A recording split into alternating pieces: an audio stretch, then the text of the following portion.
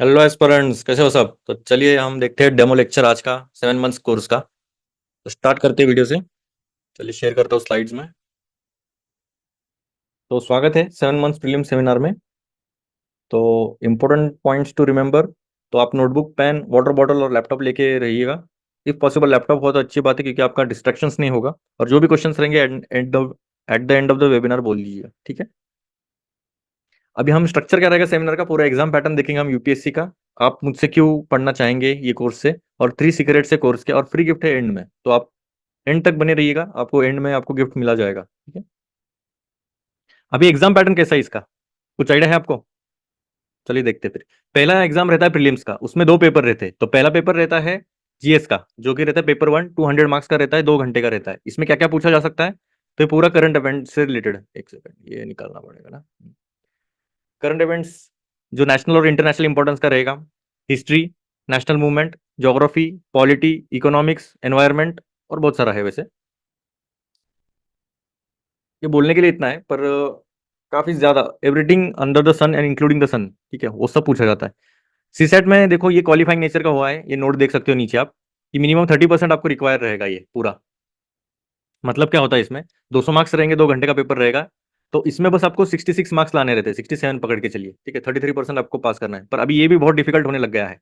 तो इसमें भी बहुत लाइटली लेते हैं सब, ज्यादातर तो। और फिर इसमें फेल होते हैं, अगर ये फेल हो गए तो पहला पेपर भी चेक नहीं होता है जनरली देखा जाए तो, पर चेक करते हैं वैसे, कोई प्रॉब्लम नहीं है। पर आगे आपको पास वैसे भी नहीं होते हैं फिर। अगर ये क्वालिफाई नहीं कर रहे तो फिर फायदा ही नहीं। अगर ये क्वालिफाई किया तो जो कट ऑफ रहेगा वो लगता है पहले इस पर, मतलब इसके ऊपर लगता है। ये जो पेपर में आपको जितने मार्क्स मिलेंगे उस पर ही कट ऑफ लगता है। सेकंड पेपर बस क्वालिफाइंग नेचर का है ये सीसेट। तो इसमें क्या पूछा जाता है, comprehension, interpersonal skills, logical reasoning, decision making, general mental ability, basic numeracy. अभी क्लास 10th लेवल है। 2023 में थोड़ा सा डिफिकल्ट साइड में, ऑलमोस्ट आईआईटी लेवल के मैथ्स पूछा था। तो सबकी हालत एकदम डेंजर हो गई थी, तो बहुत प्रोटेस्ट करने के बाद फिर इनको बोला गया कि भाई थोड़ा सा लेवल अच्छे से बनाओ, थोड़ा अभी 2024 का पेपर में थोड़ा सा फिर से नॉर्मल किया उन्होंने। फिर आती है मेंस एग्जाम, सबसे मतलब अगर देखा जाए तो मेरिट लिस्ट में अगर काउंट करते हैं तो वो मेंस एग्जाम है। मेंस एग्जाम में क्या रहता है, तो लैंग्वेज पेपर रहते हैं, 2 लैंग्वेज पेपर रहते हैं, एक इंग्लिश रहता है कंपलसरी, और एक रीजनल लैंग्वेज जो भी आपको लगे, मराठी, हिंदी, उड़िया, जो भी आपको रीजनल लैंग्वेज जो भी रहेगी, ऑलमोस्ट 22 लैंग्वेजेस है। तो उसमें से आपको एक चूज करना पड़ता है। ये लैंग्वेज और ये जो 2 लैंग्वेज पेपर है वो क्वालिफाइंग नेचर के, क्वालिफाइंग मतलब कैसा, जैसा हमारा सीसेट था वैसा ही है। अगर ये दो क्वालिफाई नहीं करते हो आप तो आगे के पेपर्स नहीं चेक होंगे, ठीक है। और इस पर ये मतलब जो भी मेरिट लगता है तो ये लैंग्वेज पेपर पर नहीं लगता है, ठीक है। ये बाकी सब मार्क्स काउंट होंगे, जैसे कौन से ऐसे। अभी सभी पेपर ऑलमोस्ट 250 मार्क्स का ईच है, ठीक है। ऐसे में कैसा रहता है, ऐसे में आपको 2 सेक्शन दिए रहते हैं। सेक्शन ए में 4 टॉपिक रहेंगे, सेक्शन बी में 4 टॉपिक रहेंगे। सेक्शन ए में से आपको एक ऐसे लिखना रहता है, और सेक्शन बी में से आपको एक कंपलसरी एक ऐसे लिखना पड़ता है। ऑलमोस्ट 2,500 शब्द लिखने पड़ते हैं, 1200 का। फिर आता है मेंस, मतलब जीएस वाला पार्ट। अभी जीएस 1 में क्या, जीएस 2, जीएस 3, जीएस 4, और बाद में लास्ट में आता है ऑप्शनल, ठीक है। वो भी 2 पेपर रहते हैं, उसमें भी 250-250 मार्क्स का ईच रहता है, मतलब टोटल 500 मार्क्स का जीएस। ये 1000, ये 1250, और ये 500, मतलब 1750 का टोटल आपका ये रहता है मेंस एग्जाम, मेरिट में काउंट होने वाला। अगर ये 300-300 का अगर पकड़ ले तो 600 और मार्क्स ऐड कर लो, मतलब 2350 तक हो जाता है फिर ये टोटल, अगर देखा जाए तो मेंस एग्जाम। टोटल 9 पेपर है ये।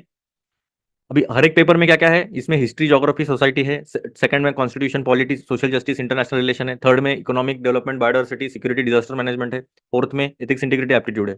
और ऑप्शनल जो भी आपको सही लगे वो रहेगा। उसके बाद अगर ये पास होते हो तो आता है इंटरव्यू। आपका बैठने का तरीका बड़ा ही कैजुअल है, ठीक है, वो बोला जाता है। पर इसमें जनरली आपका पर्सनैलिटी टेस्ट होता है, इसमें आपका नॉलेज चेक नहीं किया जाता, क्योंकि नॉलेज जो रहता है वो आपके पिछले पेपर्स में पूरा चेक किया रहता है। प्रीलिम्स और मेंस में आपका नॉलेज चेक किया रहता है। तो इसमें कुछ जरूरत नहीं रहती, इनको इनको बस देखना रहता है कि आप वैसी पर्सनैलिटी हो या नहीं, आप में वो ऑफिसर लाइक क्वालिटीज है या नहीं, बस वो चेक करने के लिए रहता है। और ओवरऑल आपको प्रेशर हैंडल हो रहा है कि नहीं। चलिए अभी इसमें प्रॉब्लम्स क्या है। सबसे बड़ा प्रॉब्लम तो पहला ही है, लेंदी सिलेबस है। हमें सिलेबस देख के ही लगता है कि भाई बहुत ज्यादा सिलेबस है, कितना पढ़ना है, क्या पढ़ना है। बस हम डिस्ट्रिक्ट कलेक्टर बनना चाहते हैं, पर हम बनते हैं मटेरियल कलेक्टर। सब मटेरियल इकट्ठा करने लगते हैं, भाई ये भी बुक इंपॉर्टेंट है, वो भी बुक इंपॉर्टेंट है, सब बुक इंपॉर्टेंट है, सब लेके बैठते हो और हार्डली कोई बुक खोलते हो, तो वो एक प्रॉब्लम रहता है। फिर डेडलाइन इश्यूज। अभी एग्जाम है 1 साल के बाद, हम ताजिद मतलब हम जागरूक कब होते हैं, तो एक 3-4 महीने एग्जाम्स के। और हमारा भी एक प्रॉब्लम है कि जब तक एग्जाम नहीं आती नजदीक तब तक हम पढ़ाई भी नहीं करते। फिर इस एग्जाम में ऐसा करोगे तो शायद ही आपको 10 साल भी कम पड़ जाए क्लियर करने के लिए, ठीक है। फिर आता है आंसर राइटिंग। आंसर राइटिंग बोलते हैं लोग कि भाई हमारा प्रीलिम्स जब तक निकलता नहीं तब तक हम आंसर राइटिंग नहीं करेंगे, जो मैंने गलती की थी, हम मैं बताऊंगा आगे। तो वो एक प्रॉब्लम रहता है कि भाई प्रीलिम्स ही नहीं निकल रहा तो फिर आंसर राइटिंग करके फायदा ही क्या। देखो एक एग्जांपल बताता हूँ मैं। सृष्टि शर्मा है, ठीक है, उनका ऑल इंडिया रैंक 1 आया है, ऑलमोस्ट 2023 में ही आया था। तो उन्होंने एक साल पूरा प्रिपेयर किया मेंस के लिए, अच्छा किया प्रिपेयर, 2 या 3 मार्क्स से उनका प्रीलिम्स निकल, मतलब प्रीलिम्स ही नहीं हुआ। तो उन्होंने क्या किया, नेक्स्ट ईयर के लिए फिर से एग्जाम करने के लिए उन्होंने मेंस की आंसर राइटिंग इतनी स्ट्रांग की कि अगर प्रीलिम्स निकलता है गलती से भी, मतलब गलती से इन द सेंस निकलना ही चाहिए था क्योंकि उनका थोड़ा सा इंग्लिश का मतलब लैंग्वेज का इशू आ रहा था, पर अगर प्रीलिम्स हुआ और इतना डेंजर लिखा उन्होंने कि सीधा ऑल इंडिया रैंक 1 ही आ गई सेकंड अटेम्प्ट में, तो ये आंसर राइटिंग का फायदा रहता है। इसलिए आंसर राइटिंग कब से स्टार्ट करनी है, क्या करनी है, मैं बताऊंगा, डोंट वरी। फिर आती है डिमांड ऑफ एग्जाम। देखो ये एग्जाम जो है वो क्या नॉर्मली हमारा ग्रेजुएशन वाला एग्जाम नहीं है, ठीक है। हमें ऐसा लगता है कि भाई बस रट के जाना है, ये 4-5 बुक्स पढ़ लिए और रट के हो गया। ये एग्जाम की डिमांड ही नहीं है, इसकी डिमांड अलग है, वो मैं आगे बताऊंगा ही। और सेल्फ डाउट, ये हर दूसरे दिन लगेगा कि आपको होगा या नहीं होगा, मेरे से होगा या नहीं होगा। इतने लोग, इतने आईआईटी लोग बैठ रहे हैं, इतने बड़े बड़े लोग बैठ रहे हैं, और मेरा होगा कि नहीं। देखो इसमें आईआईटी भी बैठते, बीए वाले भी बैठते, बीए वाले भी पास होते हैं, आईआईटी वाले भी पास होते हैं। इवन जो गांव से है वो भी पास हो रहे हैं, और जो नहीं है वो भी पास होते हैं, ठीक है। ऐसा जरूरी नहीं कि इस एग्जाम का यही खासियत है कि सभी को एक लेवल प्लेइंग फील्ड पे लाता है, मतलब सभी को एक समान इसमें लेके आता है वो। और इसकी डिमांड ही बहुत थोड़ा सा ह्यूमैनिटी टाइप में आता है। तो थोड़ी सी इसकी डिमांड थोड़ी अलग है। अगर आपकी डिमांड ही नहीं समझ में आ रही तो आप इस साइकिल में फंसे रहोगे। तो ये बहुत सारे मेजर मेजर प्रॉब्लम्स है। अभी सोल्यूशन क्या है? सोल्यूशन देखो एक ही है, कंसिस्टेंसी। पहला तो सबसे इंपॉर्टेंट पॉइंट रहता है कि कंसिस्टेंट रहना चाहिए। आप दिन भर में आपने कुछ ना कुछ तो पढ़ना ही चाहिए, पूरा दिन आपका खाली नहीं जाना चाहिए, ठीक है। सेकंड इंपॉर्टेंट पार्ट आता है रिवीजन। हम पढ़ते बहुत है, देखो इसमें प्रॉब्लम क्या आता है पता है, रिवीजन कितनी बार करना चाहिए। देखो बहुत लोगों ने बोला रहेगा कि मैंने एक बुक को ऑलमोस्ट 7 से 8 बार पढ़ा था, या फिर मैंने 10 बार पढ़ा था। तो ये रिवीजन क्यों इंपॉर्टेंट है? देखो मिनिमम रिसोर्सेज रखने हैं हमें, और मैक्सिमम रिवीजन करनी है। और रिवीजन सबसे सबसे मेजर ड्रॉबैक है इसमें। मतलब बच्चे पूरा पढ़ लेते हैं, वैसे अच्छा खासा पढ़ लेते हैं, पर जब रिवीजन की बात आती है सबसे डिफिकल्ट टास्क रहता है। तो उसमें थोड़ा सा मतलब बहुत थोड़ा सा आलसी होते हैं, फिर में मतलब करना नहीं है, बहुत बोर होता है, फिर से वही क्यों पढ़े, बहुत नाटक रहते हैं इनके, पर ठीक है कोई नहीं। फिर आता है आंसर राइटिंग। आंसर राइटिंग भी बहुत देर से करते स्टार्ट, ये मतलब करने का मतलब अभी पूरा ये किया है उन्होंने, अच्छे से पढ़ लिया वगैरह हो गया, और जब प्रीलिम्स निकलता है तो ऑलमोस्ट 3 महीने बचते हैं, और तब आंसर राइटिंग स्टार्ट करते हैं, और फिर समझ में आता है कि भाई आंसर तो लिखने नहीं आ रहे, फिर और डिफिकल्ट हो जाता है और डिप्रेशन में चले जाते हैं। तो आंसर राइटिंग थोड़ा अर्ली स्टेज में ही चालू करना चाहिए। और फोर्थ रहता है ऑफिसर लाइक माइंडसेट रखना ही है हमें। मतलब क्या, हमें ऐसा बिलीव ही रखना है कि भाई हम सिलेक्ट होने वाले हैं, और या फिर हम सिलेक्ट हो गए हैं, और उस हिसाब से हमें सोचना चाहिए। मतलब वो माइंडसेट जब तक आता नहीं तो रिफ्लेक्ट नहीं होगा आपके इंटरव्यू में, ठीक है। आपको जब देखा जाएगा एज अ ऑफिसर, तो आपको पहले बिलीव होना चाहिए ना, आप खुद एक ऑफिसर बन सकते हो। अगर वही सेल्फ डाउट लेके आप जाओगे इंटरव्यू में तो शायद ही कुछ होगा। अभी देखो मेरे से क्यों पढ़ना चाहिए आपने, तो देखो मेरा नाम अकबर बालदर है, अभी मैं बता रहा हूँ। टेंथ में मुझे इतने परसेंटेज आए थे, 83%। तब मैं टेंथ में टॉपर था, वैसे देखा जाए तो फर्स्ट रैंक था मेरा। फिर ट्वेल्थ में 67% थे। देखो ड्रॉप कितना डेंजर गिर गया, ठीक है, वो अलग बात है, अलग रीजन थे उसके। फिर बीएससी केमिस्ट्री है, मेरे को 83% आए पुणे में, इसके लिए आप मुझसे पढ़ना चाहिए क्या? तो नहीं, ये रीजन नहीं है, ठीक है। ये बस मेरे हिस्टोरिकल बैकग्राउंड के लिए, और मैं पुणे से हूँ वैसे भी, पुणे से पूरा मेरा एजुकेशन हुआ है। अभी मेरा पूरा थोड़ा सा हिस्टोरिकल बैकग्राउंड बताता हूँ कि मेरा अभी पूरा जर्नी, आपको इंटरेस्टेड है या नहीं आप मेरा जर्नी के बारे में? तो मैंने ऑलमोस्ट अभी, मैं हॉस्टल में रहा हूँ, मुझे पता है मॉनिटरी इश्यूज क्या रहते हैं, पैसे का थोड़ा प्रॉब्लम ही चल रहा था। मतलब इतना तो बैकग्राउंड बैकग्राउंड भी इतना स्ट्रांग नहीं है हमारे कि हम दिल्ली जाके क्लासेस ले सके, या फिर उनकी फीस तो ऑलमोस्ट 3-3 4-4 लाख थी एक एक साल के, तो हमारे पास उतना फंडिंग भी नहीं था। तो मॉनिटर इश्यूज बहुत ज्यादा थे, और सेल्फ स्टडी पे मेरे को ज्यादा ही फोकस करना पड़ रहा था, और गाइडेंस तो मतलब नाम के लिए गाइडेंस था। तो ज्यादा इतना यूट्यूब पर भी नहीं कुछ आ रहा था, मतलब यूट्यूब था बस नाम के लिए था, उतना कुछ गाइडेंस भी नहीं था ना यूट्यूब पे, नहीं ना ही क्लासेस में जो क्लास लगाया वो भी एकदम लो क्वालिटी का था। मतलब अभी उतने पैसे में तो उतना ही मिलेगा। तो जितना सस्ता वाला क्लास देख सकते थे हमने वो देख लिया, हमें लगा कि सब बस गाइडेंस चाहिए, तो फिर उसके लिए क्या ज्यादा महंगे जाने की जरूरत है। पर बाद में समझ में आया कि भाई बहुत मैटर करता है। अभी मेरी थोड़ा यूपीएससी जर्नी देखते हैं, आपको थोड़ा आइडिया लग जाएगा कि ये एग्जाम की क्या डिमांड रहती है। अभी देखो मैंने प्रिपरेशन स्टार्ट किया था 2014 से। 15 में मुझे समझ में नहीं आ रहा था, बस देने के लिए दे दिया था, उसमें ऑलमोस्ट 50 मार्क्स मिल गए थे। अभी 16 में मुझे 77 मार्क्स मिले थे। इसका रीजन मतलब था कि जो करंट अफेयर्स था वो अच्छा खासा पूछा था उन्होंने मतलब पूरा विजन मैगजीन से ही पूछा था। तो और तब का कट ऑफ था जनरल का 116, और ओबीसी का 110, और बाकी के भी अलग अलग कट ऑफ थे। अब देखो ऑलमोस्ट डिफरेंस ऑलमोस्ट 40 मार्क्स का है, ठीक है। तभी की बात है, 16 की, मतलब उतना गाइडेंस भी नहीं था, और समझ में नहीं आ रहा था कि कितना पढ़े, कहाँ से पढ़े। बस पढ़ने के लिए पढ़ रहा था, जो जो जैसे जैसे रिकमेंडेशंस मिल रहे थे कि भाई ये बुक पढ़ना चाहिए, वो बुक पढ़ना चाहिए, उसके हिसाब से पढ़ रहा था। फिर 2017 में आया, 81 मार्क्स मिले मुझे। उसमें भी ऑलमोस्ट 20, अभी देखो 20 मार्क्स का डिफरेंस आने लग गया था, 30 से सीधा 20 मार्क्स पर आ गया। थोड़ी सी उम्मीद जानने लगी थी भाई, थोड़ा सा अभी हो सकता है, ऐसा लग रहा है कि अगले साल तो हो ही जाएगा। तो 17 में 81 मार्क्स मिल रहे थे। फिर अरे बहुत जल्दी गया, 18 में 84 मार्क्स आ गए। और देखो कट ऑफ भी देखो आप, कट ऑफ भी अभी देखा जाए तो ये देखो 116, 105, 98 देखा। हर साल कट ऑफ नीचे नीचे जा रहा है। मतलब क्या हो रहा है, इसका मतलब क्या है कि जो टफनेस है एग्जाम का वो बहुत बढ़ाने लग रहे थे अभी। हर साल कट ऑफ नीचे नीचे ही जा रहा था। और मेरे मार्क्स वैसे भी बढ़ रहे थे, ऑलमोस्ट मार्जिनल ग्रोथ थी पर बढ़ तो रहे थे, 84 मार्क्स आ गए थे। पर फिर भी उधर ही था, अटक गया था मैं कि भाई करना है पर अभी देखो 15-16 मार्क्स का डिफरेंस है, ज्यादा भी नहीं है। फिर 19 में आए, 85 मार्क्स थे, ऑलमोस्ट 98 95 कट ऑफ लग रहा था। अभी 10 मार्क का डिफरेंस था, ओबीसी कैटेगरी में तो मैं था पहले, तो almost 85 marks, 95 marks, 10 marks difference. फिर से अभी देखिए, इसमें मजा आने वाला है आपको। अभी देखो कट ऑफ लगा है 92 और मुझे मार्क्स थे 99, फिर भी फेल कैसे हुआ मैं? क्या लगता है क्या रीजन रहेगा? मेन रीजन था सीसेट। 0.3 मार्क्स से सीसेट गया था मेरा। तो सीसेट ने धोखा दे दिया इधर। मतलब इधर जीएस में तो क्लियर कर रहा हूं मैं, इसलिए सीसेट को लाइटली नहीं लेना चाहिए। वैसे लाइटली लिया नहीं था, पर ये इतना डेंजर सेटबैक था। मुझे शायद एक एक मेजर सेटबैक इतना जोर से लगा कि मुझे लगा कि भाई ये एग्जाम मेरे लिए है ही नहीं। इसलिए मैंने सीधा ईयर ऑफ ही ले लिया। फिर दूसरे एग्जाम्स ट्राई करने लग गया था मैं, यूपीएससी छोड़ के जो भी एग्जाम दिख रहे थे। एमपीएससी, उधर एमपीएससी में भी बैड लग था, उधर भी 3 मार्क्स से मेरा प्रीलिम्स निकलना मतलब ऑलमोस्ट हो ही गया था। पर उधर भी मेरा मेजर सेटबैक बेटा, तो बोला फिर भाई छोड़ो, अभी अपने लिए तो है ही नहीं। फिर कैसे कैसे करके मैंने 2022 का फॉर्म भर लिया। मतलब बस अभी भरने के लिए भर रहा था, मतलब वो भी इच्छा नहीं थी कि भरना है कि नहीं, उधर उतना डेंजर सिचुएशन थी। फिर बोला एक लास्ट अटेम्प्ट दे ही देते। और ये सब अलग अलग प्रॉब्लम्स तो चल ही रहते, मतलब अभी कुछ हो रहा नहीं, रिलेटिव्स थोड़े थोड़े ठीक ठाक है हमारे, पर थोड़ा रहता ही है प्रेशर। मैरिज का प्रेशर था, फ्रेंड्स का तो अलग ही चल रहा था कि भाई इंस्टाग्राम तो खोलने की इच्छा ही नहीं हो रही थी मेरी। फ्रेंड्स इतना मतलब सब सक्सेस स्टोरीज ही डाल रहे हैं, ये इधर कोई यूएसए में कोई गाड़ी ले रहा है, कोई बंगला ले रहा है। सोसाइटी का अलग प्रेशर, जॉब का अलग प्रेशर। और हम देखो अभी तक पढ़ाई बुक में मतलब एक कमरे में बंद है, बस पढ़ते जा रहे। फिर फाइनली थोड़ा सा एक खतरनाक दिन आ गया। क्लियर किया मैंने 22 का प्रीलिम्स, ठीक है। ये देख सकते हो आप मार्क्स मेरे 93.60, कट ऑफ लगा था 89, ठीक है। 89 के आसपास ही लगा था, मतलब 4 से 5 मार्क्स, मतलब ओपन का। ओबीसी का तो और भी नीचे लग गया था, ऑलमोस्ट 88 का 87 लग गया था। और सीसेट भी देखो कांटे पे पास था। मतलब ये साल का पेपर भी बहुत टफ था वैसे। पर ये डू और डाई वाला सिचुएशन आ गया था कि भाई अभी किया नहीं तो फिर और मुश्किल हो जाएगा। और जब ये एग्जाम दे के आने के बाद मुझे ऐसा फील होने लग गया था कि भाई थोड़ा सा जब भी मैं आंसर लिखने की कोशिश कर रहा था, तो ऐसा लगने लग गया था कि मैं मेंस में ही लिख रहा हूँ। तो वो एक फीलिंग आने लग गई थी, अंदर से कॉन्फिडेंस आने लग गया था। ये आप देख सकते हो मेरे मेंस के मार्क्स है, ये मराठी इंग्लिश ऐसे। और देखो इसमें एक प्रॉब्लम आ गया था।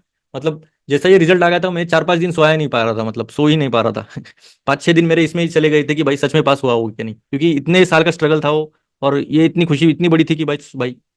और मेरा एक गोल ही था कि भाई अभी इतना मैंने इतना सब कुछ पढ़ा है, तो ये मैं बाकी अभी इतना करके फिर जॉब करूँ या फिर टीचिंग क्लासेस में जाके मैं पढ़ा सकता था। वैसे अभी लाखों में इनका पैकेज रहता है, बाद में आपको पता रहेगा, जो बड़े बड़े इंस्टीट्यूट्स रहते हैं उनका लाखों में पैकेज देते हैं टीचर्स लोगों को।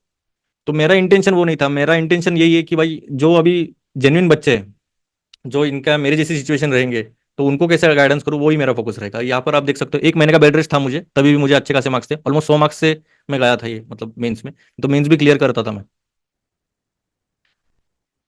तो आप जिस लेक्चर के लिए आप रेडी हो क्या? ठीक है, ये तो हुआ मेरी स्टोरी।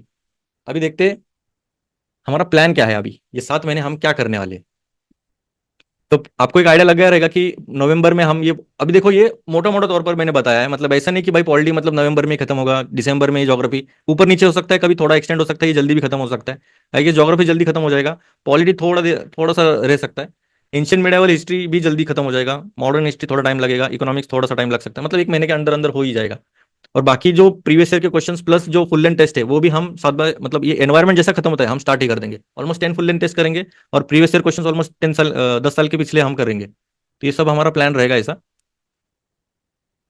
अब ये 3 सीक्रेट क्या है कोर्स के, हम वो देखते हैं। अभी पहला सीक्रेट है कि आपको डेली न्यूज़पेपर एनालिसिस मिलेगा, रिकॉर्डेड लेक्चर रहेगा, यूट्यूब पर आता रहेगा, आपने देखा रहेगा, इसलिए मैंने ग्रुप पे डालता रहता था। और प्लस डेली हमारी लाइव क्लासेस रहेंगे 2 घंटे के लिए, या फिर उससे ज़्यादा भी हो सकता है।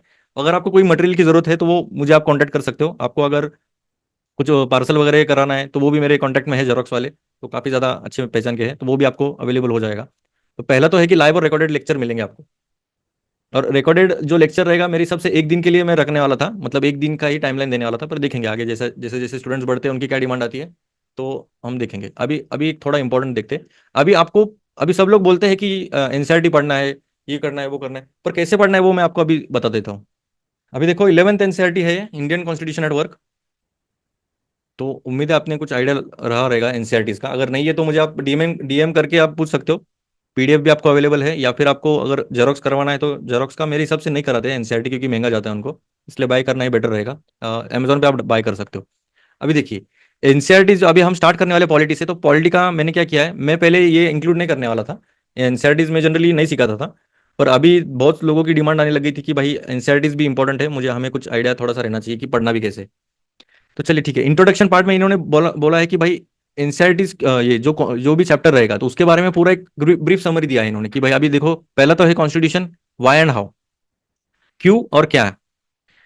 ठीक है, अभी ये चैप्टर पढ़ने के बाद आपको क्या क्या समझ में आएगा ये बोला है पहले इसमें। पर अभी देखो आपको क्या करना है, अभी ये भी थोड़ा सा ऐड ऑन ही किया है मैंने। तो आपको ये चैप्टर पूरा अच्छे से पढ़ना है, ठीक है। आपको जितना समझ में आ रहा है अच्छी बात है, नहीं समझा तो भी कोई प्रॉब्लम नहीं है, ठीक है। ये आपको पूरा पढ़ना है अच्छे से। देखो अभी 11th का है, तो आप 11th स्टैंडर्ड तो पास हो ही रहेंगे ना, ऑब्वियस सी बात है। तो उतनी तो अंडरस्टैंडिंग रही होगी आपकी। तो आपको ये पूरा चैप्टर अच्छे से पढ़ना है। और मैं क्या करूंगा, इसका एक शॉर्ट नोट समरी है, ठीक है, उसका मैंने रिकॉर्डेड वीडियो किया है। तो आपको जैसा ही ये चैप्टर खत्म होता है, तो वो आपको एक शॉर्ट नोट वाला वीडियो देखना है, ठीक है। वो भी मैं आपको शेयर कर दूंगा इसके ये यही ग्रुप में शेयर कर दूंगा मैं। तो आपको एक आइडिया लग जाएगा कि भाई इसमें से क्या इंपॉर्टेंट है और क्या पढ़ना चाहिए। तो आपके जो एनसीईआरटीज का जो डर था कि भाई ये भी होना चाहिए, तो वो भी खत्म हो जाएगा, ठीक है। और अभी हम थोड़ा सा, अभी स्टार्ट ही कर रहे हैं हम आज से, तो हम प्रीएम्बल से स्टार्ट करेंगे। अगर आप नहीं है तो फिर एक काम करते हैं, नहीं तो इसके लिए अलग से वीडियो बनाऊंगा। छोड़ो, अभी आपके पास उतने बुक भी नहीं रहेंगे तो कोई बात नहीं। तो हम एक थोड़ा सा प्लान देखते हैं पॉलिटी का। देखो हमारा पॉलिटी का प्लान आपको दिख रहा है क्या शेर? देखो हमारा पॉलिटी का भी ये महीने का प्लान कैसा रहेगा।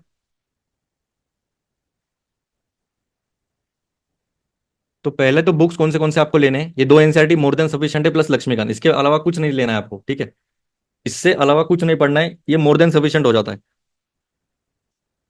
पहले हम आएंगे प्रियम्बल, फिर साइलेंट फीचर्स करेंगे, फिर यूनियन टेरिटरीज, सिटीजनशिप, फिर अभी देखो टेस्ट का मैंने अलग से रखा है, ये बस टेस्ट नाम के लिए रखा है, मैं कभी भी टेस्ट ले सकता हूँ। और जनरली आपके टेस्ट जो रहेंगे वो संडेज में रहेंगी। और सैटरडेज ऑफ रहेगा, सैटरडे आपको ये करना है, रिवीजन करना है। मेरे लिए ऑफ रहेगा, आपके लिए पूरा रिवीजन का वीक रहेगा वो। जो भी आपने वीक में पढ़ा है वो उसके लिए रिवीजन रहेगा। उसके बाद फंडामेंटल राइट्स, फिर डीपीएसपी है, फिर फंडामेंटल ड्यूटी अमेंडमेंट बेसिक, ये पूरा देखो ये भी मैं पीडीएफ डाल दूंगा ग्रुप पर।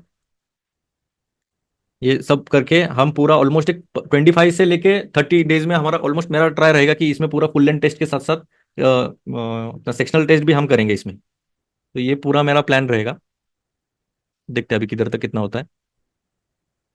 तो आज शाम से हम प्रियम्बल स्टार्ट करेंगे, ठीक है। शाम को मैं देखूंगा अभी आपके हिसाब से जो टाइमिंग फिजिबल रहेगा, मेरे हिसाब से 7 से 8 कर लेंगे हम लेक्चर।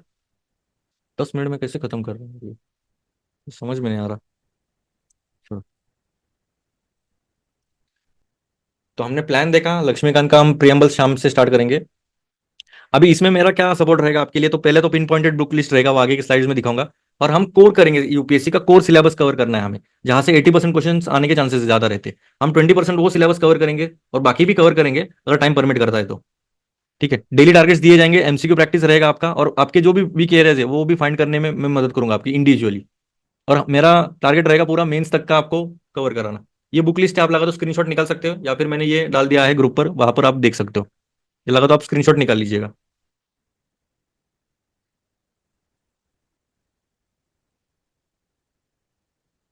फिर आता है environment science tech current affairs, monthly magazine. अभी मंथली मैगजीन का भी थोड़ा इश्यू रहता है कि भाई कितना पढ़ना है कैसे पढ़ना है, तो उसका भी टेंशन मत लीजिएगा, वो भी कवर किया जाएगा आगे के इसमें। और इंपॉर्टेंट, सबसे इंपॉर्टेंट बात है कि भाई आपने अगर प्रीवियस ईयर क्वेश्चंस आप नहीं कर पा रहे हो, मतलब अगर आप बस पढ़ने के लिए पढ़े हो, बस किया है सॉल्व, हाँ आता है, वैसे नहीं रहता, ये एनालिसिस अलग रहता है प्रीवियस ईयर क्वेश्चंस का, वो भी मैं करा के लूंगा इसी में। प्लस प्रैक्टिस क्वेश्चंस भी मैं पूरे अच्छे से करा के लूंगा कि भाई प्रैक्टिस क्वेश्चंस भी कैसे सॉल्व करने रहते हैं। अभी एक देख सकते हो आप, ये क्वेश्चन सामने है आपके, तो आप ट्राई कीजिएगा सॉल्व करने का।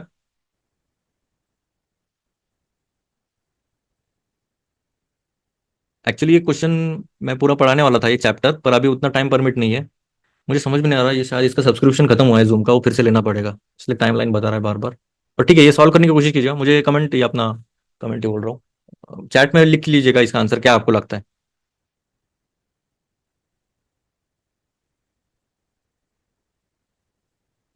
क्वेश्चन है, which one of the following statement best reflects the chief purpose of the constitution of a country. Dheeraj, C. बाकी किसी को कुछ आइडिया? एक प्रॉब्लम हो गया है, मतलब मैंने नया लिंक अभी ये शेयर किया है ना, तो पिछले लिंक में ज्यादातर लोग थे अभी वो। अच्छा ठीक है, मैं यूट्यूब पर ही डाल दूंगा ये वीडियो, डोंट वरी। मैं वो भी, ए, ओके। देखो आपने अभी तक, आपको आइडिया नहीं है, मतलब अभी तक आपने कुछ पढ़ा नहीं, तो आपका गलत होना कोई प्रॉब्लम नहीं है। अभी देखो बहुत लोग अभी कतराते रहेंगे कि भाई मैं आंसर दिया तो गलत हो जाएगा। देखो जितनी गलती करोगे आप अभी तो उतना अच्छा रहेगा। जितने भी गलती करनी है ये प्रैक्टिस सेशन में करना है। The more you sweat the less you bleed, ठीक है। तो आंसर इसका सी है। धीरज ने सही आंसर दिया है, वैसे शायद इसने पहले पढ़ा रहेगा, सो डोंट वरी, अच्छी बात है वैसे। देखो चीफ पर्पस क्या है कॉन्स्टिट्यूशन का, ये पूरा हम पढ़ेंगे, एनसीईआरटी में पूरा अच्छे से कवर किया है, तो आप टेंशन ना ले। तो ये देखो अभी सभी ऑलमोस्ट आपको सही लगेंगे। देखो जो यूपीएससी के जो ऑप्शन है, it determines objective for the making of necessary laws, ये भी लगता है। Creation of political offices and government, ये भी लगेगा। Secure social justice, social equality, social security, ये भी सही है। पर मेन पर्पस जो है चीफ पर्पस बोला है, मतलब चीफ मतलब क्या, सबसे इंपॉर्टेंट पर्पस क्या है कॉन्स्टिट्यूशन का, ताकि गवर्नमेंट के जो भी पावर्स है वो लिमिट कर सके, ठीक है। वो हम देखेंगे कैसे, क्यों और क्यों जरूरत है। चलिए और एक सरप्राइज है आपके लिए, जैसे मैंने बताया था एंड के वीडियोस में रहेगा। तो पहला है एनसीईआरटी वीडियोस, आपको रिकॉर्डेड वीडियोस मिलेंगे। जैसे मैंने बताया कि शॉर्ट नोट्स जो शॉर्ट फॉर्मेट में रहेगा, आपने अभी वो चैप्टर पढ़ा एनसीईआरटी का, तो आपको तुरंत उसी दिन आपको पूरा एक वीडियो मिल जाएगा 20 से 25 मिनट का, कि आपको वो चैप्टर में से क्या क्या इंपॉर्टेंट शॉर्ट नोट्स है, ठीक है। उसकी पीडीएफ भी आपको शेयर की जाएगी। प्लस मंथली मैगजीन के भी रिकॉर्डेड वीडियोस मिलेंगे आपको। डेली में 5 से 6 पेजेस का रिकॉर्डेड वीडियो आपको शेयर कराऊंगा। तो वो आप लगा, तो आपको मंथली मैगजीन पढ़ने की भी जरूरत नहीं है वैसे देखा जाए तो, पर आप पढ़ना चाहिए मेरे हिसाब से, तो वो टॉपिक पढ़ के आइएगा। ये एक सरप्राइज था। और एक है सीसैट का भी मेजर मेजर टॉपिक्स मैं कवर कराऊंगा, जो भी इंपॉर्टेंट मेजर मेजर टॉपिक्स मुझे लगते हैं। तो वो भी आपसे मतलब आप टेंशन ना ले, सीसैट का भी आप टेंशन ना ले। जनवरी से मेरे हिसाब से मैं स्टार्ट कराऊंगा सीसैट का। और स्पेशल सेशन रहेंगे एमसीक्यूज का। देखो एक बात होती है कि नॉलेज आपके पास है और आपने वो सॉल्व किया क्वेश्चन, एक होता है कि भाई आपके पास कुछ आइडिया नहीं है क्वेश्चन का, फिर भी आप कैसे सॉल्व करोगे, वो रहता है एलिमिनेशन टेक्निक से, ठीक है, जुगाड़ू आइडियाज बोलते हैं उसे। तो वो भी मैं सिखाऊंगा, जो भी मेरे को अभी अभी मतलब जितना मेरा एक्सपीरियंस है इसमें एलिमिनेशन का, तो वो मुझे आइडिया है कि भाई हर एक क्वेश्चन के कुछ ना कुछ तो कोर डिमांड रहती है, वो अगर एड्रेस कर लिया तो सीधा आप आंसर की तरफ आ जाते हो। फिर मेंस का भी मेरे पास है, मतलब स्ट्रक्चरिंग रिवीजन, आपको अगर लग रहा है कि भाई प्रीलिम्स के बाद आपका क्लियर हो रहा है, तो वो भी मैं इवन मेरे पास और एक सरप्राइज है उसके अंदर भी मेंस का में। बस आप प्रीलिम पास हो जाइए, बाकी वो मेरे पास छोड़ दीजिए, ठीक है। वो मैं देख लूंगा सब। अब ये परचेज कौन कर सकता है, जनरली जो बिगनर है उसके पास कोई आइडिया नहीं है, ना ही उसके पास कुछ कुछ समझ नहीं आता है कि भाई कैसे करना है, क्या करना है, या फिर पार्ट टाइम जॉब कर रहे हो या फिर फुल टाइम जॉब कर रहे हो, कोई प्रॉब्लम नहीं है। अभी ये जो रिकॉर्डेड वीडियोस है मैं आपको शेयर करता जाऊंगा। अभी कितना टाइमलाइन के लिए वो हम डिस्कस करेंगे लगाता हूँ ग्रुप पर। और ये कौन ले सकता है, तो जो नीडी है, सीरियस एस्पिरेंट है, ईगर है, डेडिकेटेड है, या फिर achieving goal at any cost, भाई हम मुझे करना ही करना है बस, बात खत्म। अभी आप पूछोगे कॉस्ट क्या है, कॉस्ट क्या लगती है आपको, इतना अभी इतना सब कुछ हुआ है, कॉस्टिंग तो बहुत महंगी रहेगी, ऑब्वियस है ना, इतना सब मैं दे रहा हूँ तो अभी इतना पिन पॉइंटेड स्टडी अगर आप करते हो दिल्ली में जाके, तो आपको कॉस्टिंग पता है क्या रहेगा। अगर आप समझो, मान लेते हो आप किसी इंस्टीट्यूट में जाते हो, तो उसमें ऑलमोस्ट 2.5 से 3 लाख एक साल की फीस है वो, ठीक है, फाउंडेशन की बात कर रहा हूँ मैं। बस ये फीस हो गई, उसके अलावा हॉस्टल का खर्चा, मेस का खर्चा, बुक्स का, एक्स्ट्रा करिकुलर एक्सपेंसेस जो भी रहेगा आपके, ठीक है, वो मतलब 4 से 5 लाख हर एक साल का आपका खर्चा तो मिनिमम पकड़ के चलिएगा, ठीक है। तो फिर ये कोर्स की फीस क्या रहेगी, तो एक्चुअल कॉस्ट इसका 10,000 पर मंथ में रखने वाला था, फिर बोला ज़्यादा हो जाएगा, तो एक थोड़ा स्पेशल ऑफर रखते हैं डिस्काउंटेड प्राइस पे। देखते हैं अभी कितना रहेगा, 50%, 5,000 पर मंथ, चलेगा आपको या और ऑफर चाहिए। चलिए और ऑफर देखते हैं, ये फाइनल ऑफर है, ठीक है, इसके बाद नहीं ऑफर नहीं दूंगा मैं। ये लिमिटेड टाइम के लिए रहेगा और बस 30 स्टूडेंट्स के लिए 1,500 पर मंथ का ही है, ठीक है। पर मंथ आपको देना है, आपको मुझे फुल अमाउंट नहीं देनी है, ठीक है, आपको पर मंथ ही देना है। हर मंथ हम एक नया ग्रुप बनाएंगे, 30 स्टूडेंट्स तक ही रखने वाला हूँ। आप लगा तो ये यूपीआई है, यूपीआई आईडी है, या फिर आप स्कैन भी कर सकते हो, और जैसे आपने पेमेंट कर दिया तो आप मुझे एक स्क्रीनशॉट भेज देना, आपको एक नए ग्रुप में ऐड किया जाएगा। जैसे आप स्क्रीनशॉट भेजते हो आपको एक नया लिंक भेज दिया जाएगा, तब आप भेज सकते हो। और इस ग्रुप में क्या रहेगा, एक टेलीग्राम ग्रुप रहेगा या फिर एक व्हाट्सएप ग्रुप, जैसे आपको लगेगा। उसमें क्या क्या मैं प्रोवाइड कराऊंगा, तो डेली न्यूज़पेपर का वीडियोस रहेगा इसमें, एनसीईआरटी का रिकॉर्डेड वीडियोस रहेंगे, जूम लिंक्स रहेंगे लाइव क्लासेस के लिए, डेली टारगेट्स दिए जाएंगे और मंथली मैगजीन के रिकॉर्डेड वीडियोस रहेंगे। देखिए मेरा मकसद है कि भाई एक एवरी स्ट्रॉन्ग, मतलब मुझे जो कैंडिडेट है उनको स्ट्रांग बनाना है, और उनको वो खुशी देनी है जो मुझे मिली थी जहां पर मुझे प्रीलिम्स सक्सेस हुआ था तब, और एक स्ट्रांग कम्युनिटी बनानी है। आपके लिए टाइम क्रूशियल है, आप लगा तो दूसरे कोर्सेज भी आप देख सकते हो, दूसरे जा सकते हो, कोई प्रॉब्लम नहीं है, पर आपका जो टाइम जाएगा वो बहुत इंपॉर्टेंट है, ठीक है। लगा तो आप स्क्रीनशॉट भेज सकते हो, 5 मिनट का टाइमर है आपके लिए। टाइमर क्यों लगने लग गया इधर। चलिए फिर तुरंत स्टार्ट करेंगे हम शाम से फिर, ठीक है।